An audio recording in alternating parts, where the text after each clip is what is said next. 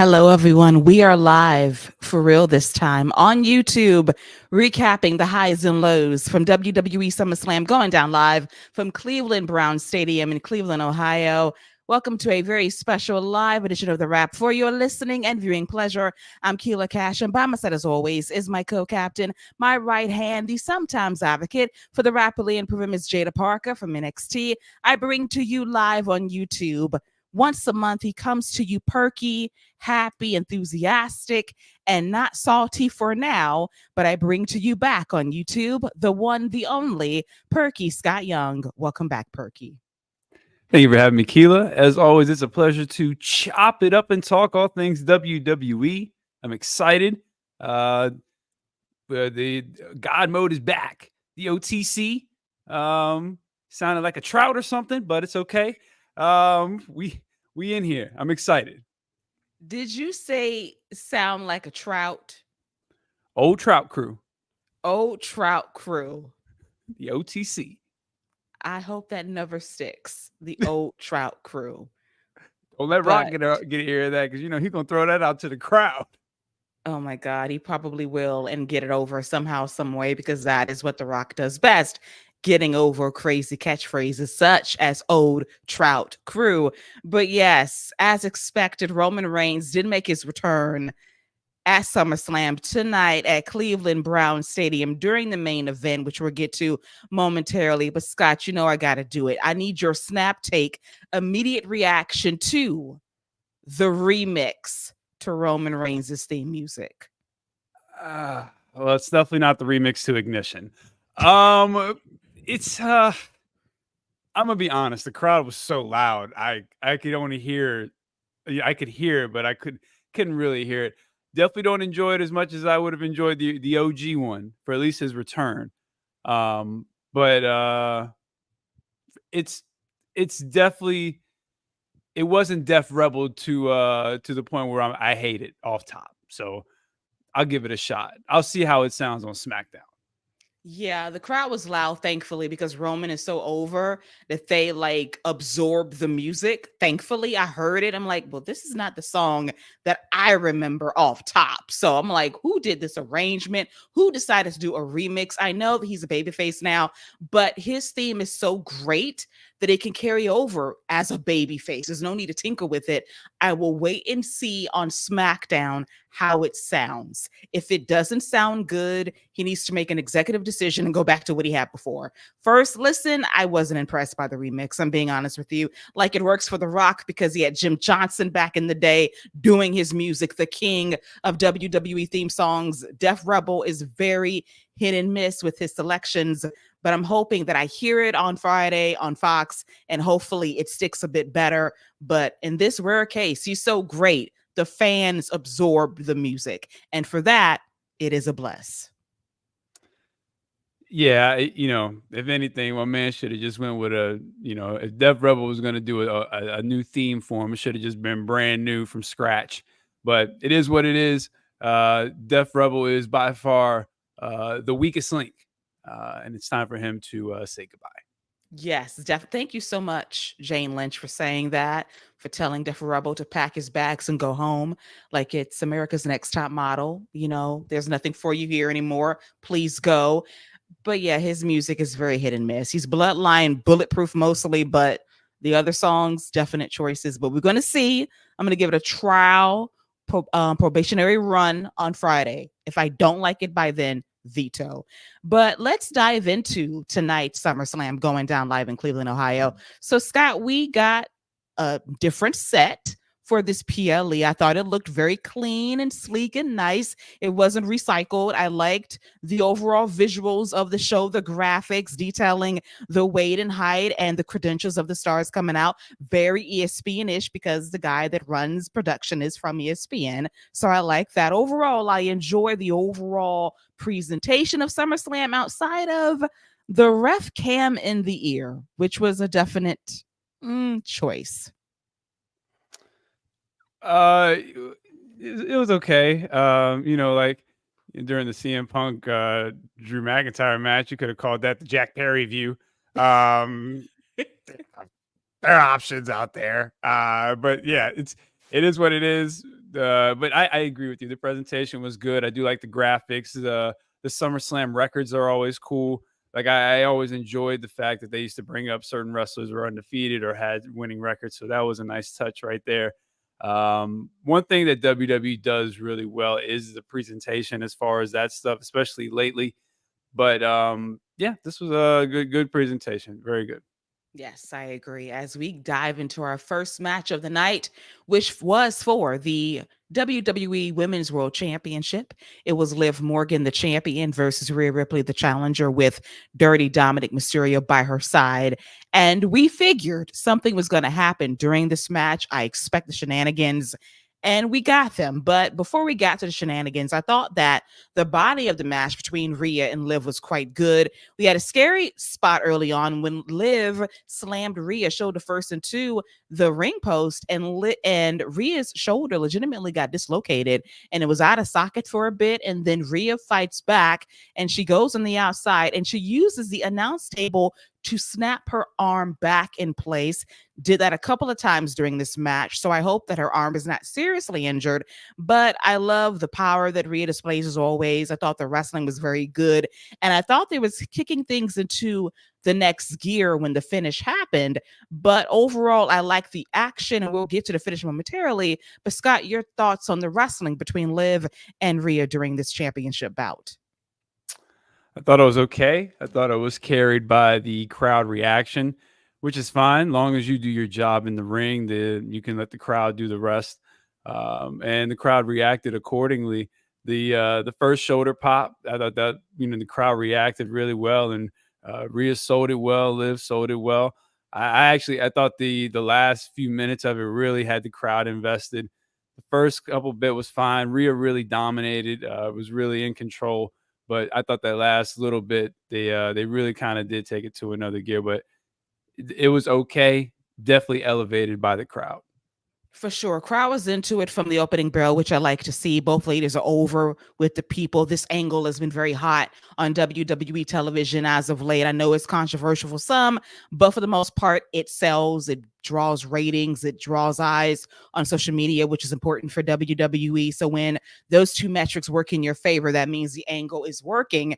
But early on, we thought that Dirty Dominic Mysterio was in Rhea's corner as he took a bump by having Liv tope him on the outside, taking the bullet for Rhea Ripley. But then Rhea starts to lose her cool a bit by going for a steel chair, knowing that if you hit Liv, you're not going to win the championship that way. And Dominic warned her about that, and she falls back. And then towards the end of the match, Dirty Dominic reintroduces the steel chair, distracts the referee, and that allows Liv Morgan to hit oblivion to Rhea on the steel chair. Dominic drops off the apron with a smile on his face as Liv retains her championship 1, 2, 3. After the match is over, we get what we thought we was going to get for a while now, that Dominic was in fact in on it. The fix was in as he embraces Liv, and he and Liv kiss, therefore breaking Rhea Ripley's heart. In the ring, they go up top, and there they are. They're happily ever after. But I do have a warning for Dirty Dominic Mysterio.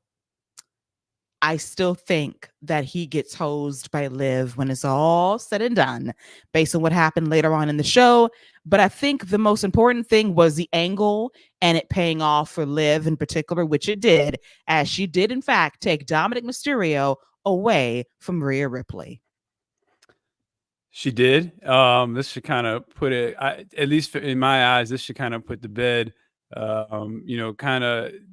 were in it all along. So everything that happened, all kind of the tactics that Liv Morgan did and used on Dominic, we see was all a part of a ruse. When the ruse started, when did this all become a game? We'll find out. A lot of camera angles that we still need answers to, but we'll find out when exactly Dominic did fall, because clearly he fell. So we'll find out when that happened. But I thought the finish was really well done. I thought Liv Morgan hitting that oblivion on the chair. And I thought the announcers did a good job bringing up the fact that, Rhea hadn't lost a singles match except to Liv Morgan.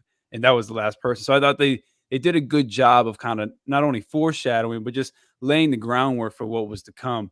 And the reaction again, I thought the announcers did a really good job during this match too.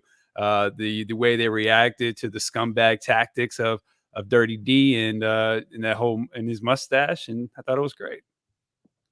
The mustache. It all comes down to the mustache. And as you said, Scott, we have to really go back through the timeline of events because we saw Liv and Dom talking backstage, leaving the locker room together, arriving together at one point, as well as Finn Balor. The hotel card key, what happened to that? Who went to the room? Was it Finn? Was it Dirty Dominic Mysterio? Was it really the PlayStation 5? Was it the chicken nuggets without no sauce? What was the turning point for this angle that had Dirty Dom sprung for Liv? Now, I do think that the fix wasn't always in, that eventually he fell for Liv, probably because she helped him beat his deadbeat dad for the first time ever a few weeks ago on Monday Night Raw. But as we'll get to later, I think there's another domino to hit regarding who is truly the one behind all of this. And I still think that Dom got played, but he's a weakling and he's going to pay for it in more ways than one. Let me tell you something. That's nasty work if you're buying somebody chicken nuggets and not getting them any sauce. Real nasty type work. That's a turnoff. You got the nerve to buy me lunch, some nuggets, and you didn't bring me no sauce.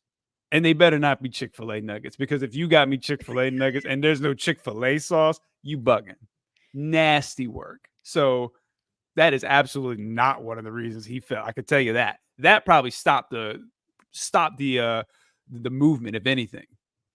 Well, first of all, I was waiting for you to mention the Chick-fil-A chicken nuggets because you said the chicken nuggets are so good you don't need the sauce. But I told you that you need sauce, whether it's barbecue, a honey mustard, or ranch. You need sauce. Nope. Yes, you do. It's got to be Chick-fil-A. If you're going to get Chick-fil-A nuggets, it's got to be Chick-fil-A. Can't be no barbecue. Exactly. So I know in your Chick-fil-A loving heart that you would not accept no sauce on your chicken nuggets. So I'm just saying.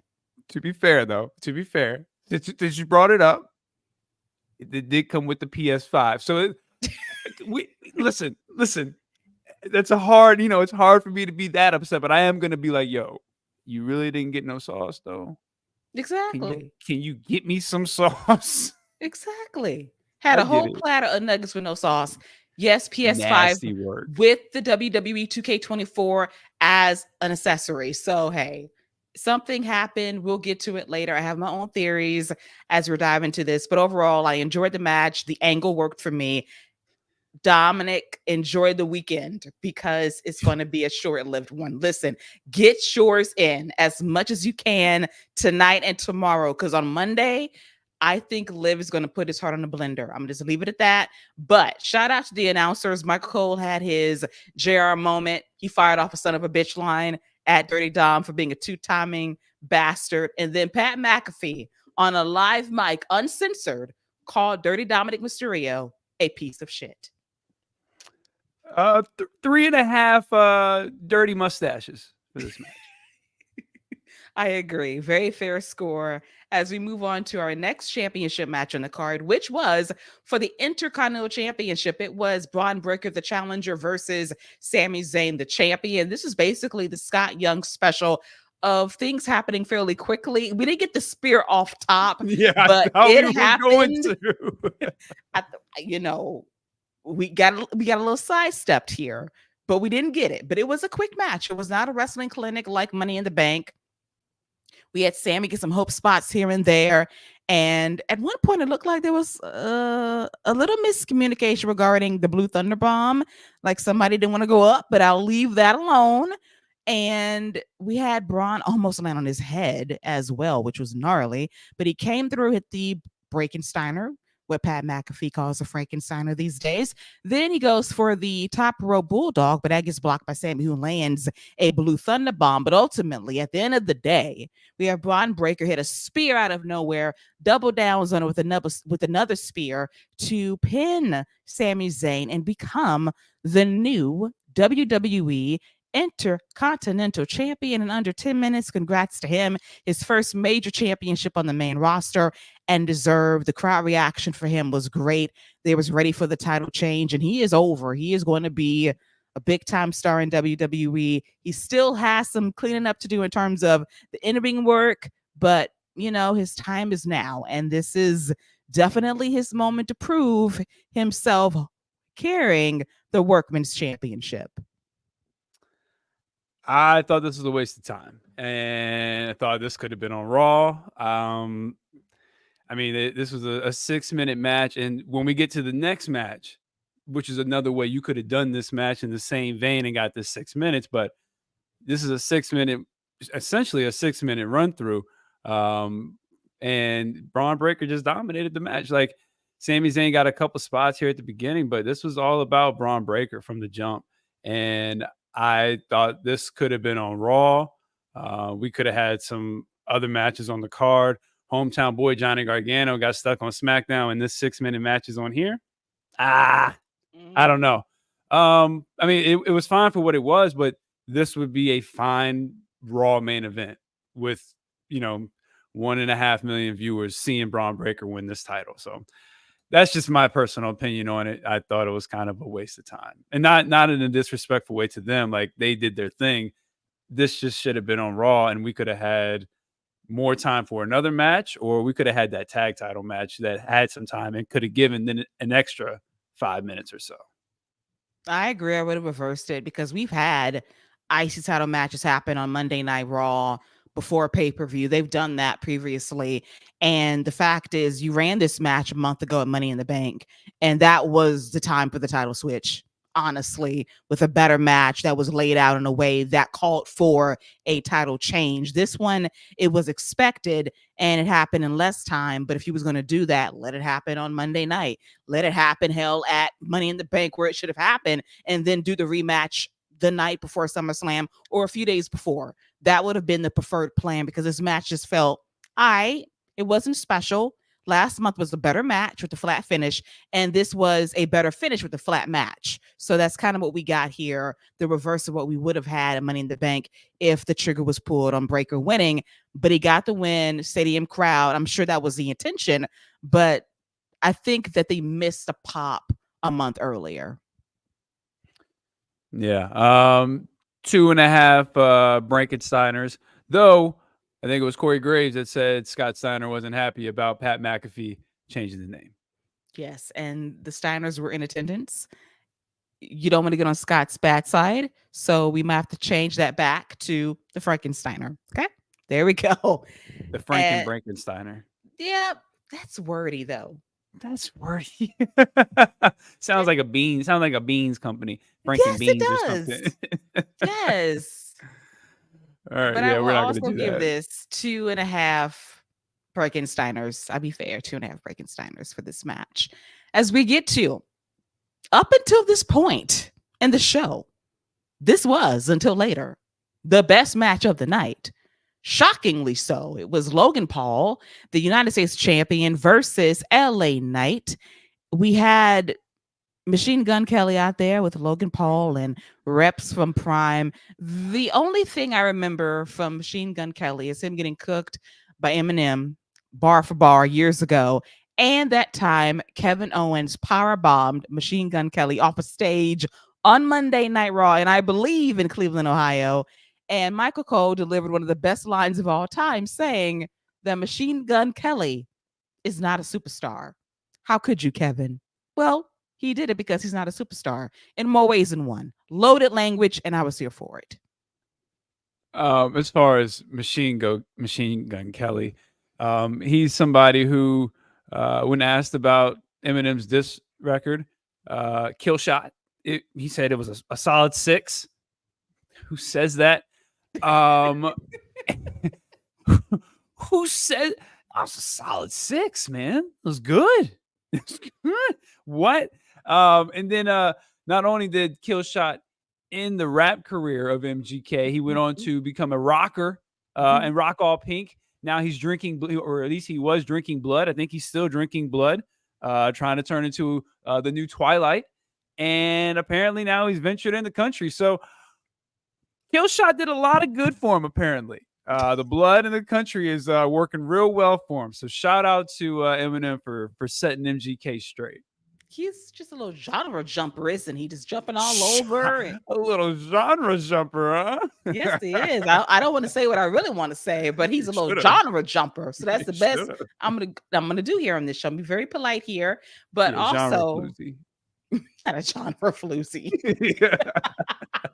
Yeah, genre floozy. Oh my gosh. But actually, Machine Gun Kelly did cause a stir in that they thought, oh my God, is that Kyle Fletcher? Like, no, it's not. Kyle Fletcher has talent. There's a difference. Don't be disrespecting Kyle like that. Y'all, listen, y'all don't be disrespecting Kyle. Like, Do are you not serious? disrespect that man. He is twice the size of MGK. Like, MGK's tall, but he is twice the girth of that man. Pause. Well, facts. But the girth that you're talking about is in terms of body size, which is fine. Yeah, that's what I mean. Like, he's a thick boy. Yes, he is. Very thick and talented. So there's two differences there. So this match, I'm just saying, am I throwing shots? Maybe. Am I throwing kill shots? Perhaps. I don't know. Oh. Hey, but this match was really good. And I thought this was LA Knight's best match possibly ever in WWE. I know he had the match against AJ Styles, but this guy was just on it tonight. And Logan Paul, who I detest as a human being, is a great professional wrestler who went out there and did what he does. And he puts on a show in his Cleveland fit that his own hometown hated. So when you get FU chants where you live, you suck as a human, essentially. No love in Cleveland for Logan Paul. We had a brawl on the outside before the match started. When the match actually began, it was excellent in a lot of ways. The highlight was LA Knight doing a springboard from the second rope to the top rope elbow drop to Logan Paul. That was very clean. No hands for that, by the way, as he went up top to hit that for a near fall.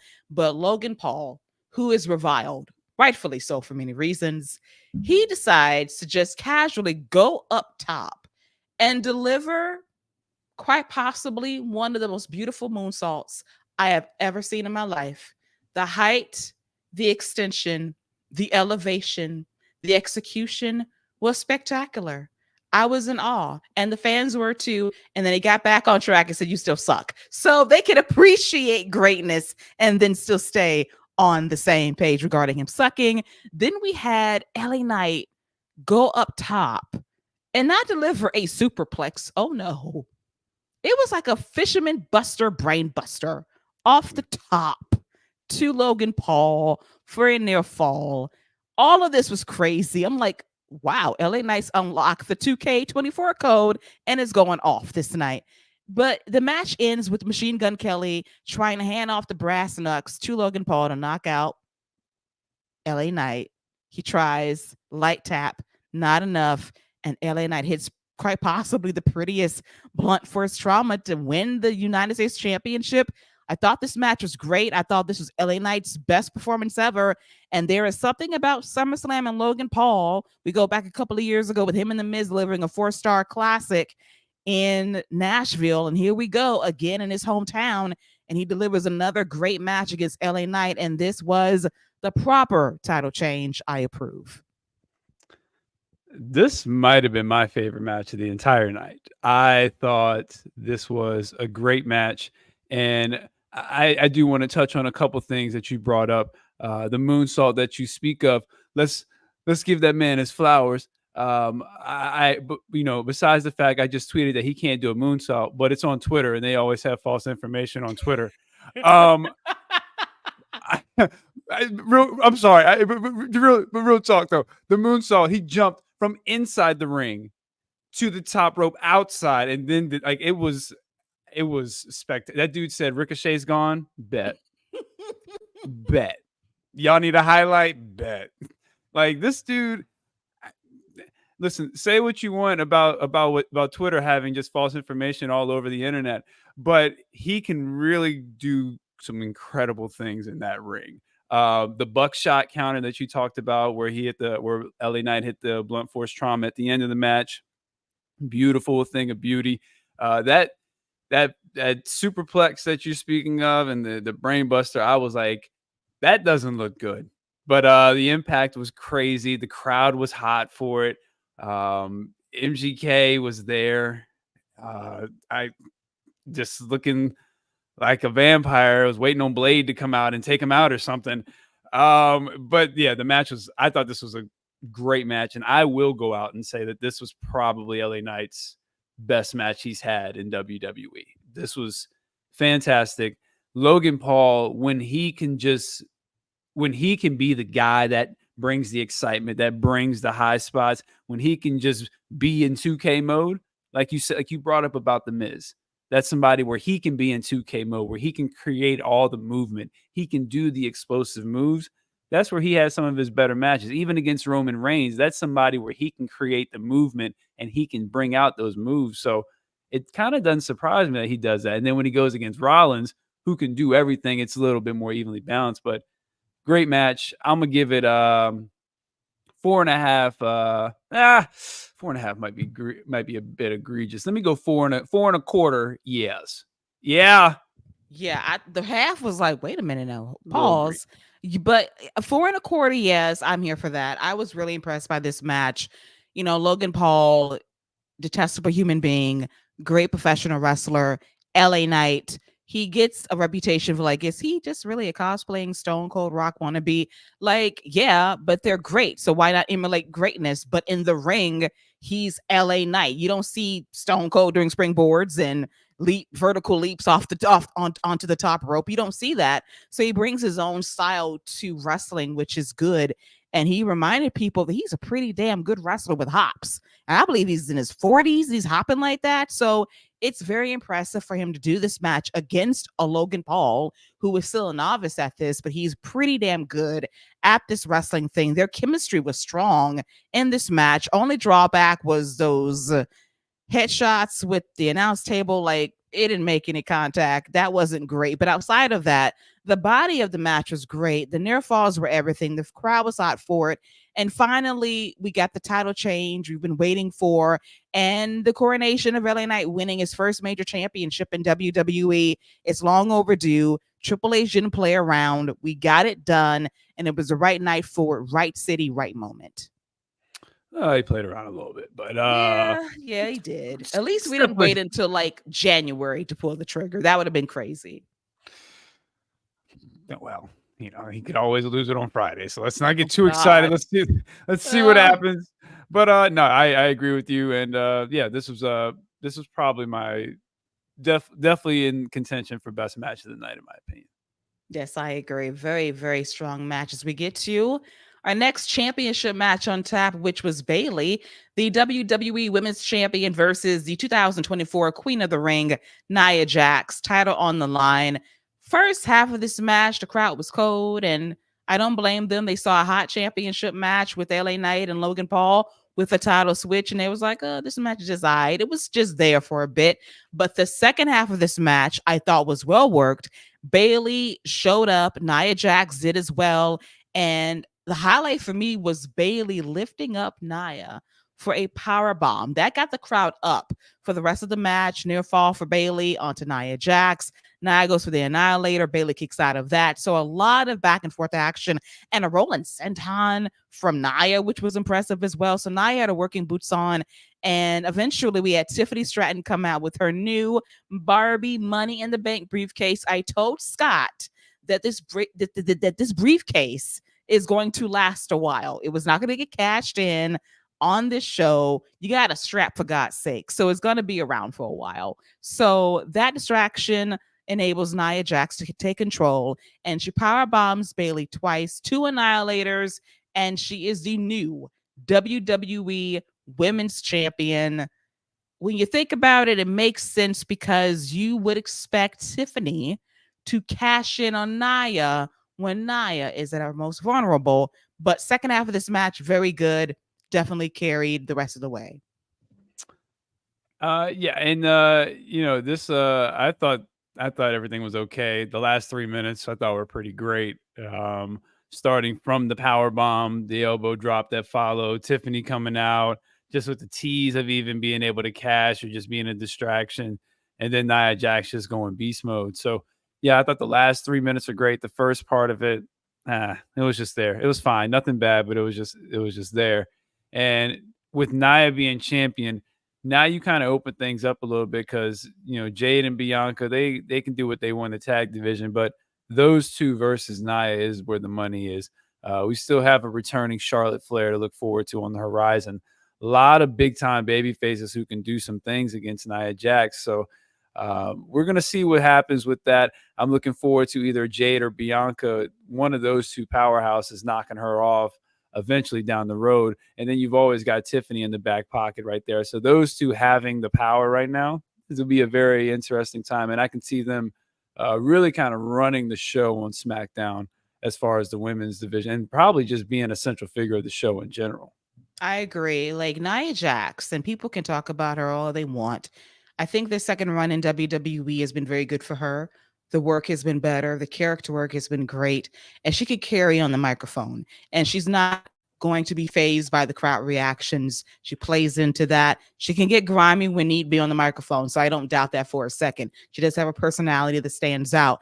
And Tiffany Stratton, as the princess to the queen, is going to work as well. They have a really good dynamic. We see that via their TikToks and what they do on social media together. So their chemistry is locked in. And as you said, you have Jade and you have Bianca Belair. There is prior history there that has been kind of left on the wayside for now. And we did have that almost KOD by Bianca Belair to Nia Jax. That did not happen. So we still got to have that visual play out eventually as well in a future return match. Same for Jade Cargill as well. So there are money matches to be had with Nia Jax as women's champion. Big test for her, though, because now you are basically the face of that division. You're going to be carrying things on SmackDown in that move to USA Network next month. And you got Tiffany right there. And she's going to be prime for a cash-in probably around WrestleMania time. I think they're going to wait that long because historically the women's briefcase has been cashed in pretty quickly. I think they're going to take their time with this a bit and make the cash in count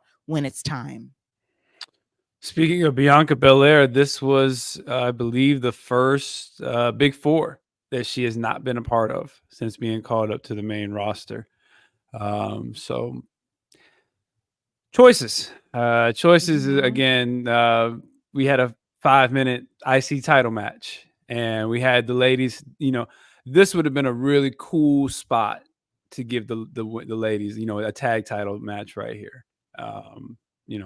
But again, it is what it is. I just think Bianca not being on this card and having another women's match would have meant a little bit more than having that IC title match.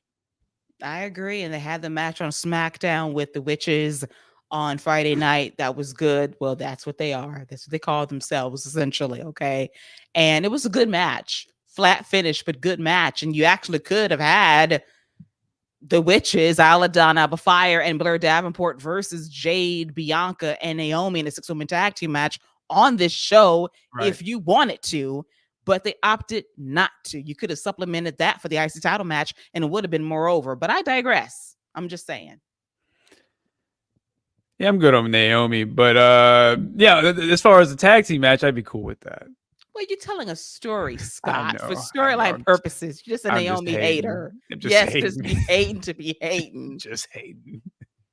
Residential Naomi hate. I'm going to give her your number so she can call you to ask you, why do you don't like me? Oh, what are you talking about? Naomi. I am your biggest fan. Like I am. I have your back at every girl. You just don't know. And I have audio evidence to suggest otherwise that I can play and say, you know what? By the way, Scott said this on this date, on that day, at this time. Hey, give me 5 minutes. I'm gonna send you something. What's your email? I'm gonna send you something in 5 minutes. Okay. Yes. Real quick. Retraction. That's what you're gonna send. I'm gonna send you something real quick. So you hold that thought. Just hold whatever you about to hold that thought. Let me send you this audio real quick. Too late. I already have you busted in debt to rights. But nice try though to cover yourself. But championship match was fine. I give it 3 annihilators out of 5. Wow, I'm going with 2.5 drops out of 5. That's fair. I think the second half of the match definitely carried a bit more than the first half, and the crowd did wake up, which I appreciated. as we get to our next match, grudge match of the night. CM Punk versus Drew McIntyre with Seth freaking Rollins as your special guest referee. Now, Seth, by Seth's standards, decided to go tame for his referee outfit, bedazzled jersey, sparkly baggy pants. He didn't do too much. So I was like, good restraint for you. No booty shorts, no cutouts, no ass cheeks were out. So for that, it was a victory. Shawn Michaels would have been disappointed, but Fandango would have been very happy with that outfit. Yes. He would have been like, I will give you 2 fashion snaps in a circle. Like, you did that. Very impressive. No citation for you with the fashion police. Fandango would have been very proud of that outfit. Shawn Michaels, not so much. Like, where are the hot pants, dude? Show off some ass. But hey, did not get that on this night. So we got Seth said he was going to wear pants instead of underwear for the match tonight. So. Yes, he wanted to bring some decorum and class to the proceedings. You know, Right. you don't want to make it all about yourself. So you try to stand out without standing out too much, which I completely understand. You don't want to be the one to overshadow Punk and Drew McIntyre. And I thought this match was perfectly acceptable. The big test for me was CM Punk being back in the ring for the first time in months due to a torn triceps injury. And I thought he looked good. He survived the match. He made it through, and that's the most important thing because his health and longevity during this WWE run is going to be very important. You got a lot of money feuds to look forward to, and you got to be healthy. And he looked good. Drew looks great as always. And there was a tension of Seth Rollins being the middle guy. He let things fly on the outside, did not administer a 10 count, but he drew the line with Drew McIntyre using a steel chair on CM Punk. And from there, Punk took control. And he noticed at one point in this match that when he got his bracelet back from Drew McIntyre by locking in an armbar, he noticed that, why does Seth have my bracelet on now? What's going on here? There's a confrontation, and Drew takes advantage of that. And then we get more between Punk and Seth when Seth is going to miss a count of CM Punk landing the GTS, go to sleep on McIntyre, and that causes CM Punk to lay out Seth with the GTS. And therefore, that allows Drew McIntyre to land a low blow, hit the Claymore, take back the bracelet, pin CM Punk. Seth makes a count. And this feud is where we thought it was going to be, with Drew McIntyre up 1-0. And we know things are ultimately going to end up at Bad Blood in Atlanta in October. Hell in a Cell, perfect ending, no referee bullshit. But in this case, it works because you're really building towards 2 matches down the road. It's Punk McIntyre 2 or 3 between Bash at Berlin and Bad Blood. And ultimately, what you're going to be doing with Punk and Seth Rollins at WrestleMania potentially next year in Las Vegas. Yeah, I think we're in for a triple threat somewhere, whether it's for the title at WrestleMania or, you know, I wouldn't be opposed to these 3 being in a triple threat in Hell in a Cell. Like the hatred that you have, the animosity that'll be built here between the 3, it's very easy to tell right now, especially between CM Punk and Seth Rollins right now are going to have some serious issues going forward. Obviously, CM Punk's going to want revenge on Drew, but he's going to blame Seth Rollins for part of this too. So it is going to be very curious to see what transitions where, what match happens at Bash, what match happens at Bad Blood. Like, I mean, the way things played out, there's another main event level match that's going to be happening between 2 former stablemates at Bad Blood as well, if not sooner. So there is a lot of intrigue in this. And I think the match wasn't great. I see some people who said they hated the match. I didn't hate it. I thought everything was, you knew shenanigans were going to be at play. I didn't think anything was overdone. The bracelet thing, yeah, okay, but they've established that this is a breaking point for CM Punk. Like, they've established that this will send him off, and where he can't really, he has tunnel vision, and that was his downfall more than one occasion. And Seth Rollins missed an early roll up as well. So once he hit that GTS, you knew more shenanigans were going to come. Might have been the quickest low blow recover ever for a referee. Or a finisher, I should say, GTS recover for a referee by Seth Rollins, because right after that low blow, he was ready to go for that count. But yeah, it was. I'm just saying, like he took that GTS and he was like, "Hey, I'm back." Yeah, it was I'm gonna give it 3 3/4. Um, dazzling pants from Seth Rollins. His recovery time was remarkable. He just woke up and just said, "Let me count," as we knew he would, He because is a wrestler. he is a wrestler. He gets up.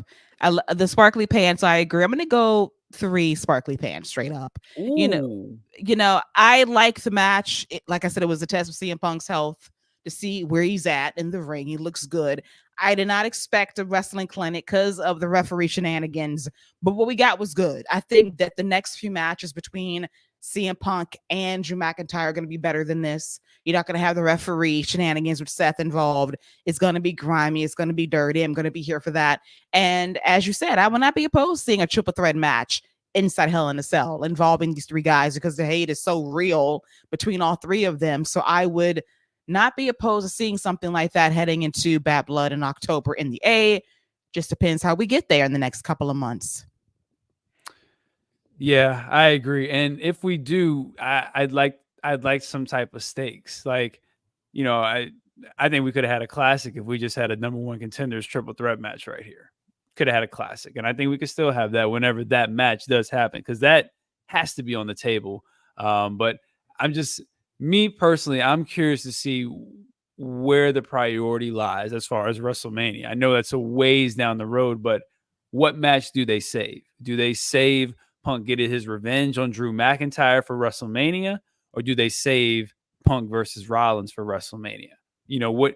Because we got to get something big coming up at Survivor Series. Bash, they're not going to leave us hanging. Then we got the Royal Rumble on the way, so we got some bad blood, like we've been talking about. We got big shows coming up. What is going to be the priority as far as what match gets saved and what match are they going to serve us in the next couple months? I think Rollins and Punk get safe for WrestleMania. I think that's something they wanted to do this year. Couldn't do it this year due to injury. They're going to wait on it. And I think they're right now. They're just trying to get McIntyre and Punk out the way. Will it be wrapped up by October? I don't know for sure. But I just sense they're trying to hold off for next year's WrestleMania with Seth and Punk. Whether it's going to be for a championship, I don't know, because that is going to be a big question mark as who's going to knock off the next guy up, as we'll get to right now, which was probably my favorite match of the night. It was Damian Priest versus Gunther for the World Heavyweight Championship. And on this night, it is very rare. It is extremely rare in any space when I say that Gunther was not the hard hitter in a match.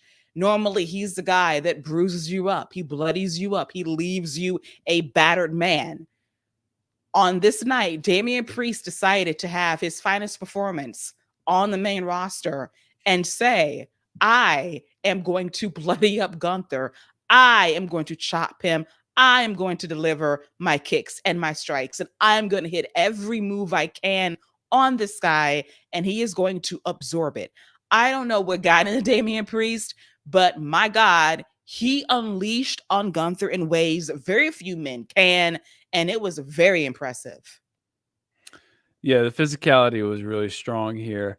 It's something that Gunther kind of brings out of you, and you really kind of you see it in the wrestlers, like when they get that first hit and they're expected it and they retaliate, or they're not expecting it and it takes a couple, but you see like the level of physicality raised throughout the match. And this was what you saw here with Priest. Like, even at the beginning, he always throws. Priest is always a more of a harder hit anyway. But now, once you saw that, like, he laid into it a little more. Them kicks, you heard every one of those kicks. I really enjoyed this match. I mentioned the LA Knight and the Logan Paul was probably my favorite match. This was probably the best match, though, as far as technicality goes, physicality. They didn't do a lot of crazy stuff, but the moves they did do, they meant something. When Gunther went with those big boots, it was a reason for it. So this was a very, very physical match and was completely different than everything else on the card, which it needed to be, which Gunther matches always tend to be. Yes, it was different. It was violent, which I love, obviously. I just didn't expect the violence from Priest as much because you expect it from Gunther. And this guy lit him up. And I love the fact that at one point, Priest just dropped the straps and said, listen, here's my chest. hit me. Do what you're going to do. And he still hit the shit out of Gunther. I was living for the action. Every move counted. They didn't do nothing too crazy. And Priest was in it. I thought this was a way to end his championship run in a way that said it counted, that it mattered. He wasn't a transitional champion. He was meant to be champion for that moment, for this moment. But then we got what we expected. And even though this show was chock full of interference, it was too much for me. It was too much for me on this night. This is like a directive to Triple H I'm watching right now during this press conference. Don't know if he's dodging any questions right now, but for future reference, sir, great show, but you booked way too many interference spots. You have to be very judicious with them. And I thought this one was the most clever of the night, but it just meant a little less because we saw it so much during the show. So Finn Balor comes out as a cheerleader, as expected, rooting on Damian Priest, supposedly. And then when Priest hit South of Heaven on Gunther, 1-2, Finn Balor deliberately puts Gunther's foot on the bottom rope to break the count. And the fans are like, what? And Finn turns around, turns his back on Damian Priest. But smart babyface the Priest is, looks up at the big screen at the stadium, sees a replay and sees what Finn has done.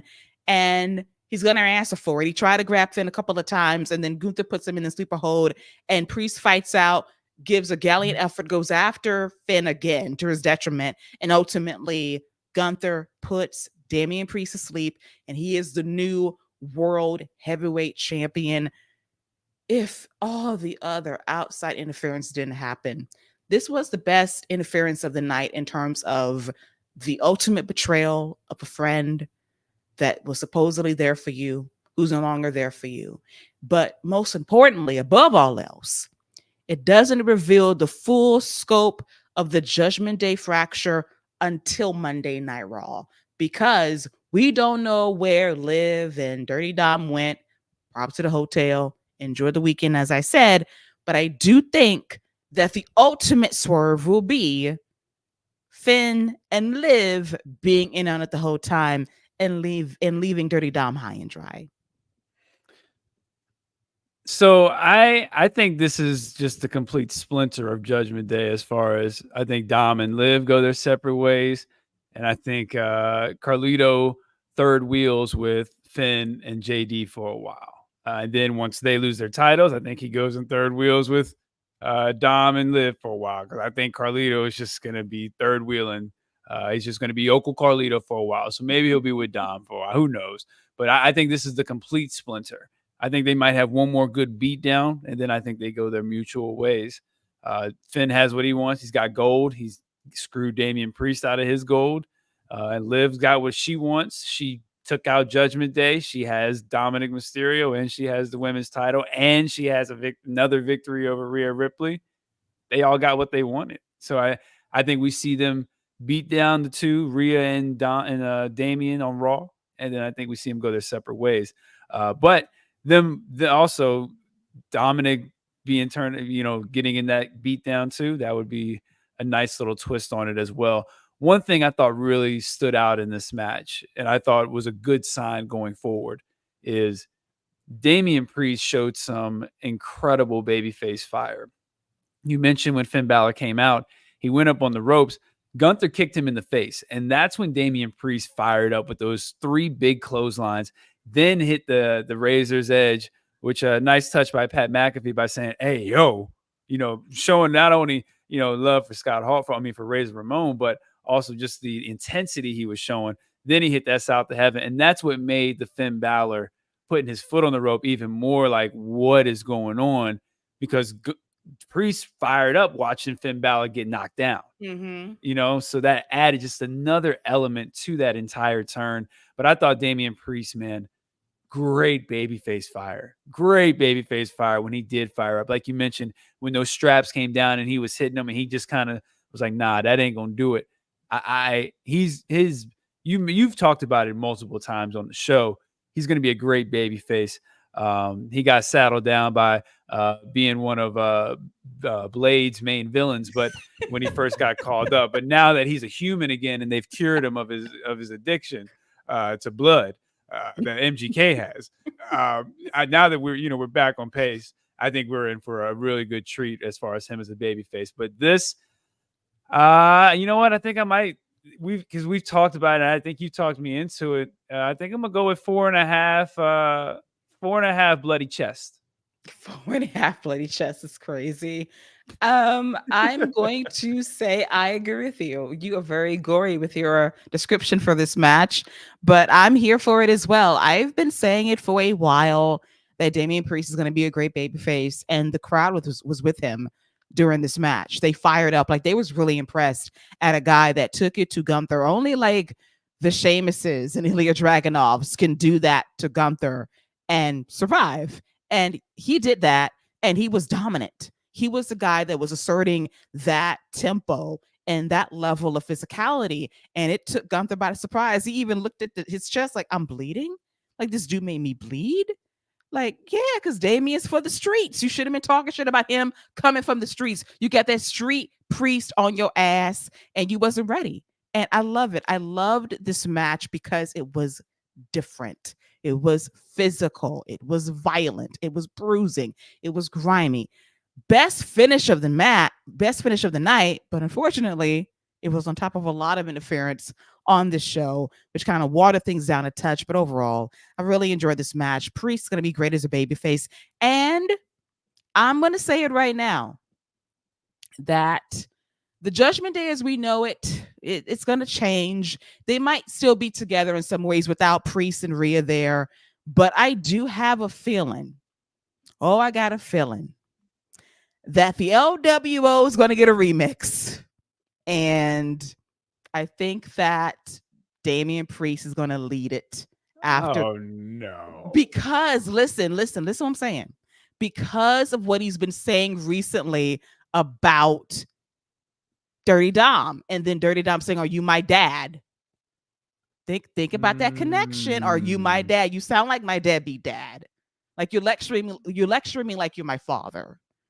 So he could lead a revamped, elevated LWO for the Puerto Ricans, for the culture.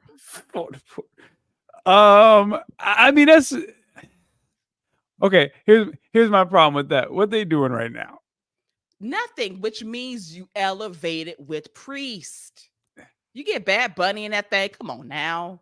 Come on. See, now you're asking a lot. First of all, listen, they reunite, they reconnect. It's all good. You have to if you're trying to make the LWO relevant, then you have Priest at the head of it as your babyface. Like Ray said, listen, son, this could have been you, but look, I got a new son now. Older, wiser, better. So you trying to turn Rey Mysterio heel by this dude being like, hey, son, you suck. Got me a new kid. Yes. Got it. You know what? Might make me a Rey Mysterio fan after that. Might make me a Rey Mysterio fan when they pull something like that. Yes. They need something. You suck. I got a new kid. His name's Damian. You might know him. Yes. Just haunt his dreams. Can you imagine Rhea being with Ray tormenting Dominic? That'd be funny. After all she put that man through, the ultimate revenge. Yeah, I just seeing Damian Priest and Rey Mysterio come out together would definitely be a sight. Yeah. It'd be kind of boss. And like I said, that's when Dominic's been alluding to lately. You sound like my dad. So like, yeah, now I'm with your dad. How about it? He's giving me permission to whoop your ass. So there we go. You've been right more than you've been wrong. So I'm gonna stick with you on that. All right. So I think it's with Finn, like Dominic is next. So we'll see what happens for sure. But really strong match with Priest losing in a very brave effort against the new World Heavyweight Champion, Gunther. And now it is time for shenanigans with The Miz, who is the host of SummerSlam, barely seen on this show, and R-Truth, like the easiest job.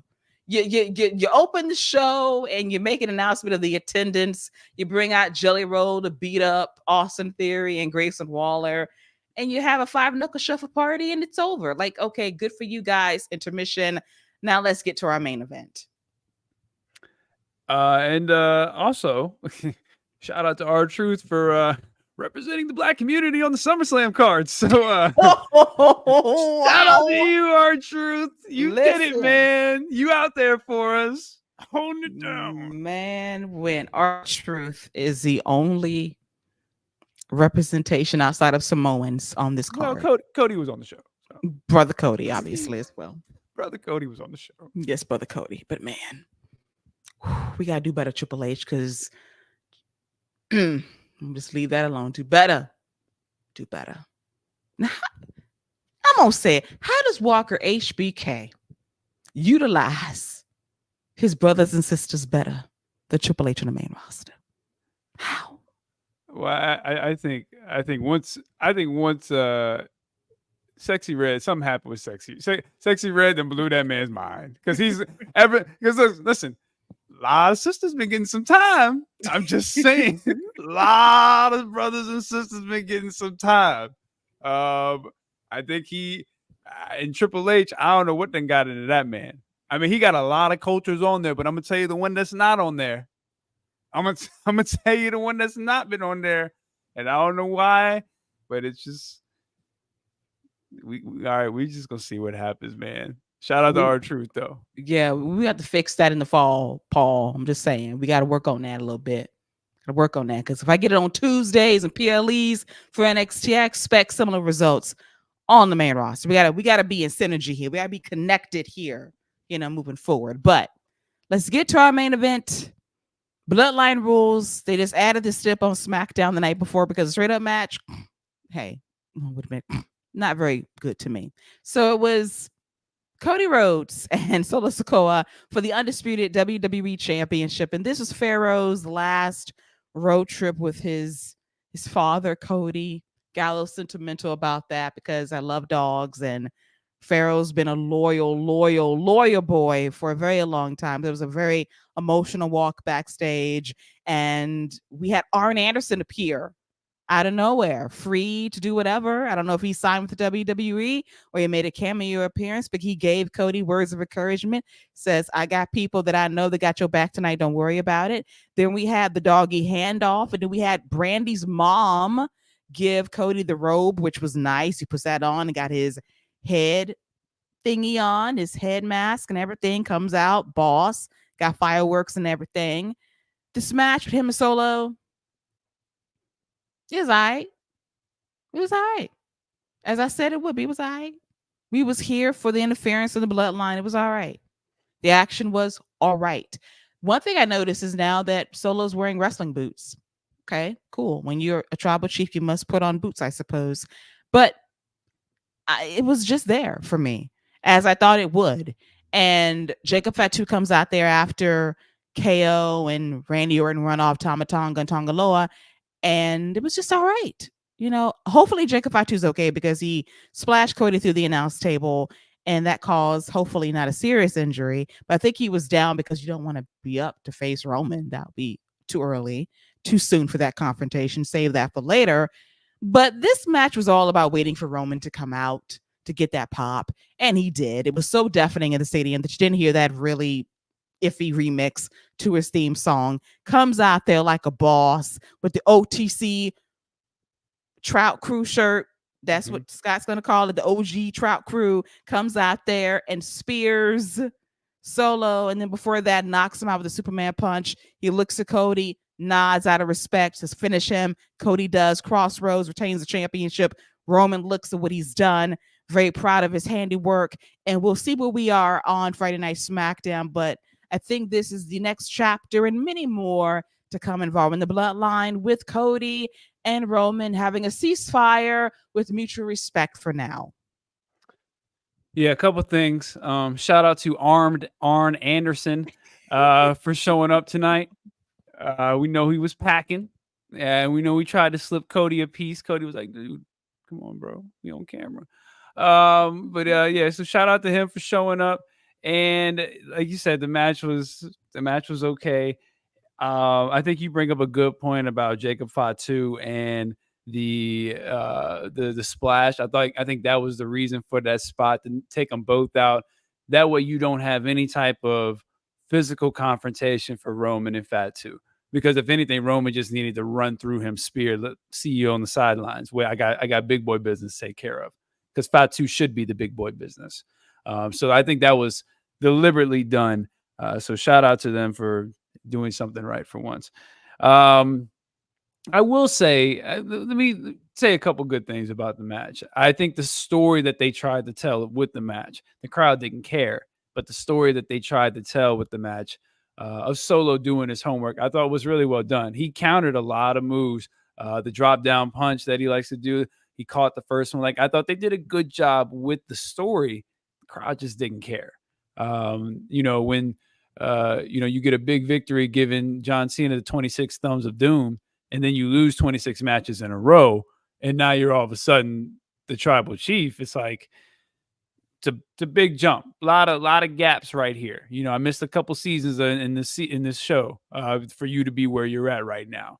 And then the Oregano Trout crew came out, Roman Reigns, and it was that reaction was incredible. He definitely got Def Rebel though. We don't know how bad yet. We will find out. But the reaction was incredible. It was just deafening, and you could tell people were excited about it. People were waiting on it. I thought Fatu looked great as far as everything he did. Tangaloa was looking like a futuristic pirate out there. So whatever. But I think Solo, like I said, Solo in his own bubble is doing a good job. He's just in the biggest storyline in wrestling right now. So you gotta, you have extra eyes on you. You've brought it up multiple times. You got Fatu right in your shadow, and it's like that's a big boy. That's a monster right there waiting behind you. Like, that's a dog back there. So the match was fine. I'm gonna give it. Like I said, I like the story they tried to tell. So I'm gonna give it 3.5. 3.5 trouts.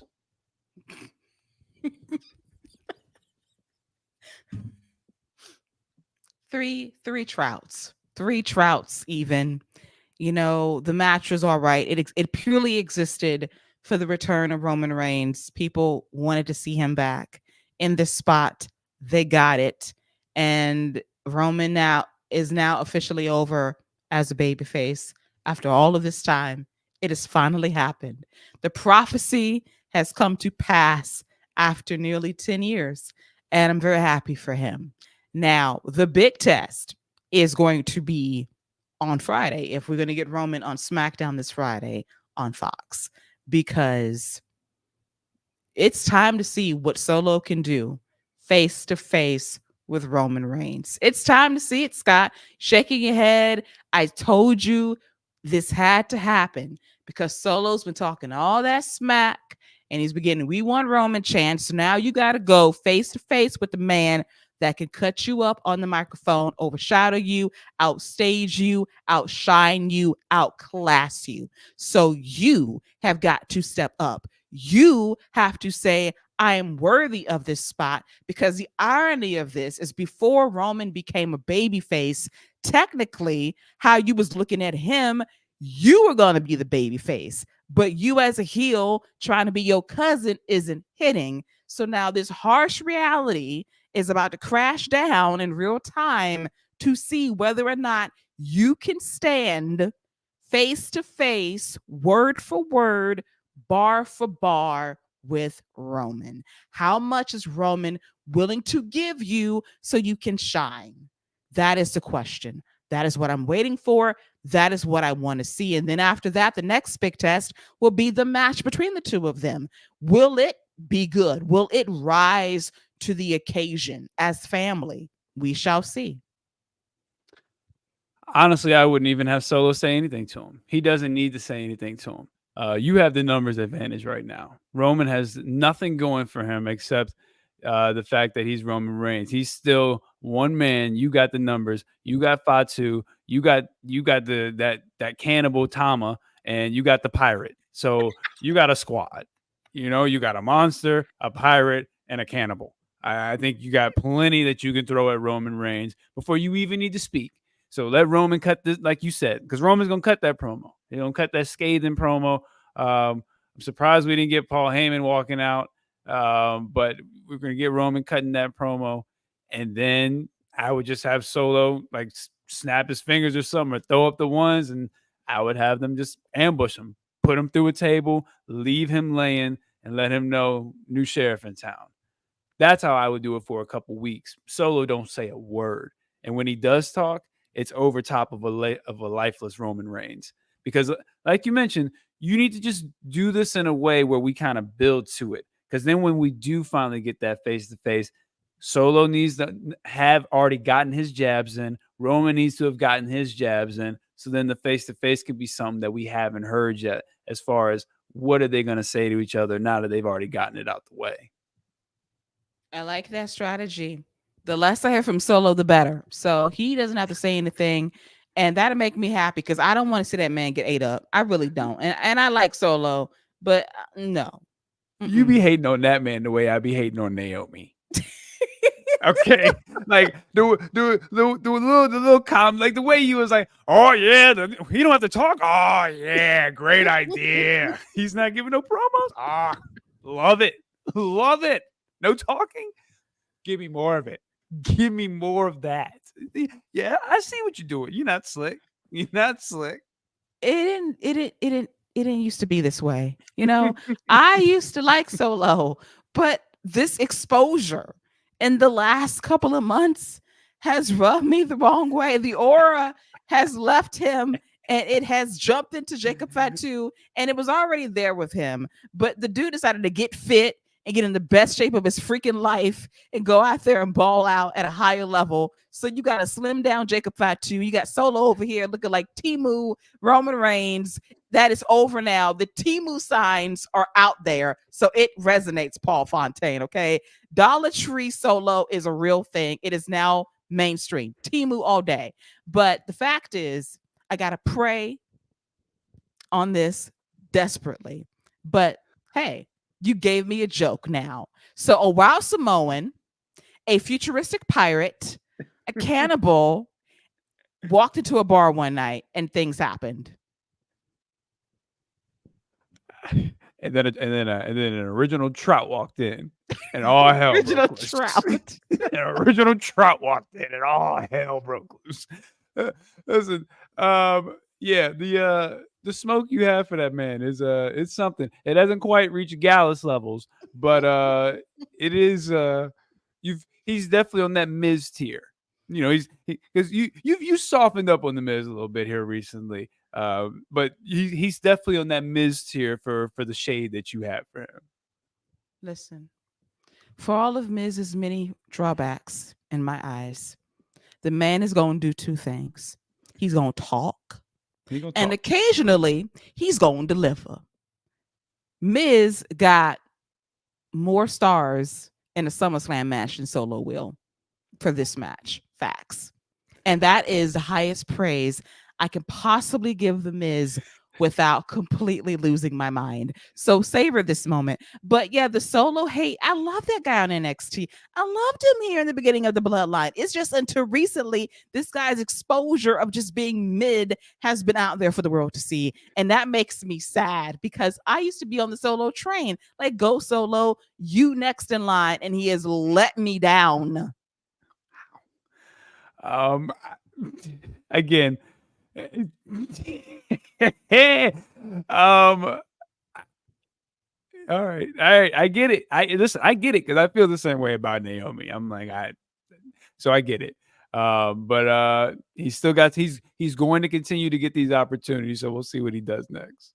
And I'll be Naomi's greatest defender, and I have her number. And like I said, she's going to call you, and you can do a little audio recording to retract your statements and say, Naomi, I love you. You're the best. Feel the glow. You can do all that. But I have years of evidence on my side that will clearly dust you.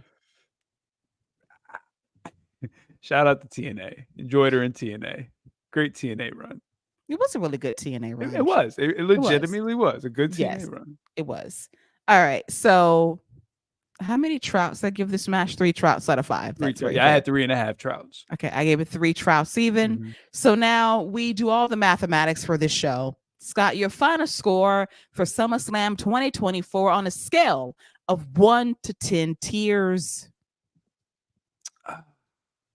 Man, I'm not going to overhype it because of the Roman Reigns return. I thought there were a few things that could have been a lot better. There was really only 2 great matches on the card, and like I mentioned, R-Truth was a lone soldier. So I'm gonna give this 6, and I'm gonna give it 6 jelly rolls. 6 jelly rolls out of 10. Okay, I have to take in the totality of the card. We had some good developments in terms of storytelling, which I enjoy. We had 2 really good matches, 1 solid match, couple decent ones here and there.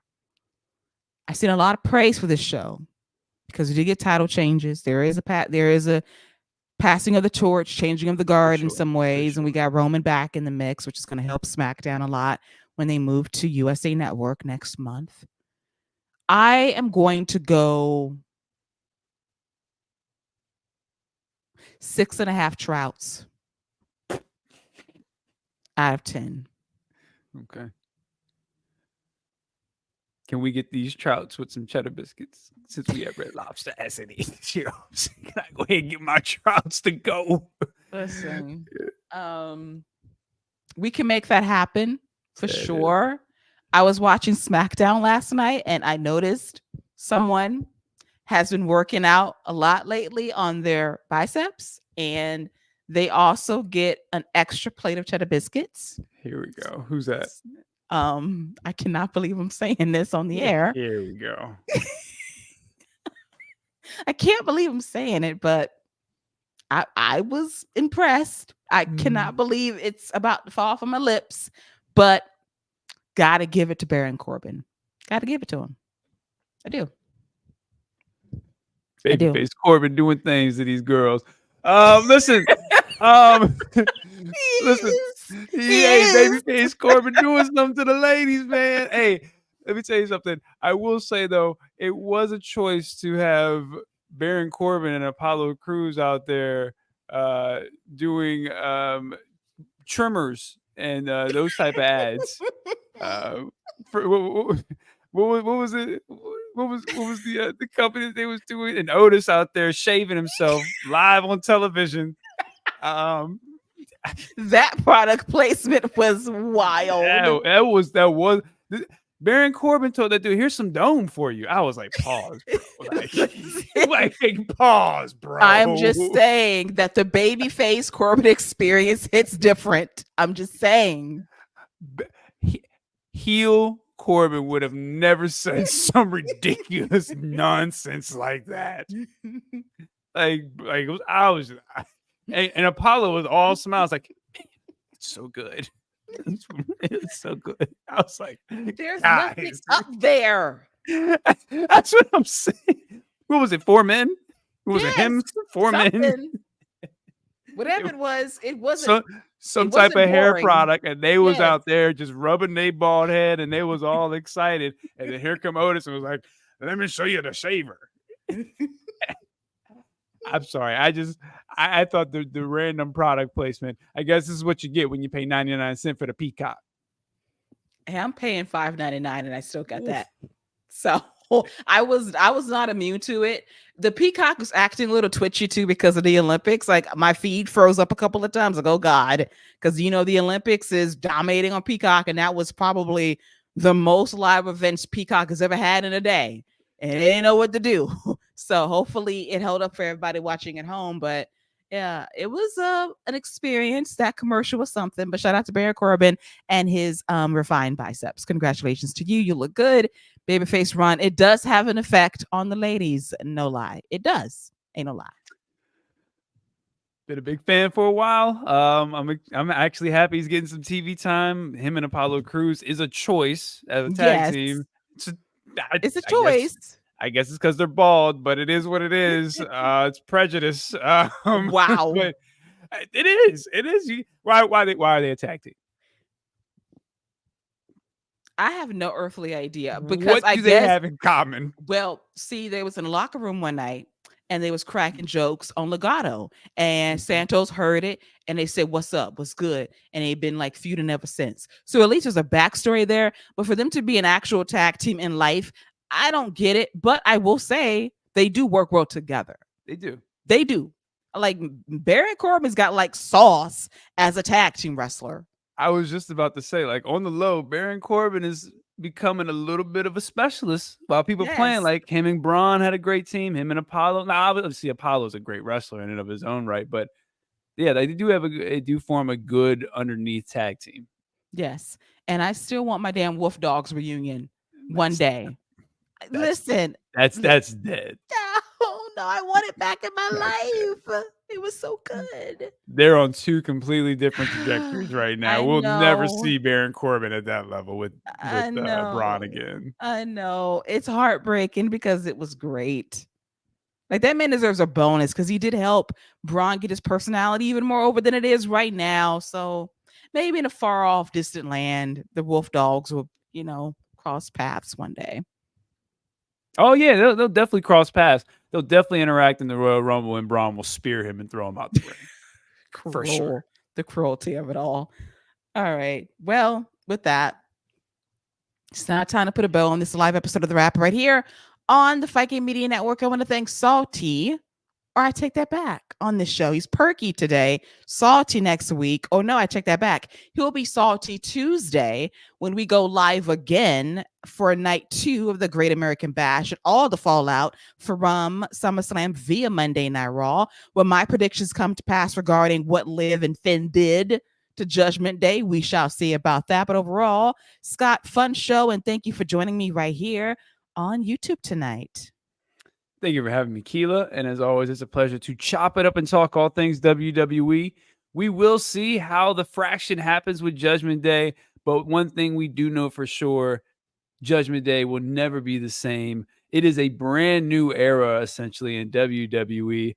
I'm actually looking forward to see what they got in store for Monday Night Raw. And I am looking forward to night 2 of the Great American Bash. So good chance you'll see Perky on Tuesday night unless they completely just blow it. To be determined. Placing bets now. Will we get Perky or Salty Scott live on YouTube on Tuesday night? We'll see about it. But I thought this was a good weekend for WWE to end news story, start anew with some new storylines, and kind of get focused for the fall. You're going to be moving SmackDown to USA Network. We got the last few months of Monday Night Raw on USA before the Netflix jump in January. You got NXT moving to the C-Dub in October. A lot of moving parts for WWE. New voice of Monday Night Raw, Joe Tessitore, will be joining Monday Night Raw on September 2nd. I presume Corey Graves will be his color commentator, and Michael Cole and Wade Barrett will run SmackDown. Pat McAfee will probably be doing college football for ESPN during the fall, and he'll pop back up sporadically during WrestleMania season. But I'm looking forward to what the fall has in store for WWE as we get ready for the next 4 big shows: Bash of Berlin, Bad Blood, Crown Jewel, and the final show of the year for WWE Survivor Series going down in Vancouver, November 30th. Yeah, some big shows coming up. And like I mentioned, I'm very intrigued specifically with that Rollins, Punk, McIntyre, just how the cards play. Punk's got unfinished business with both of them. Curious to see how that plays out. So I'm really looking forward to Raw and seeing what some of these next chapters are going to be. Me too, and we'll talk about it starting on Tuesday right here, back live on YouTube with another live edition of The Wrap for your viewing and listening pleasure via podcast form when the episode ends. So until Tuesday, enjoy your Sunday and enjoy Monday Night Raw on Sci-Fi on Monday as well. So for myself and Perky Scott Young, that is a wrap for all things WWE for SummerSlam 2024 going down in Cleveland, Ohio. Take care and bye-bye.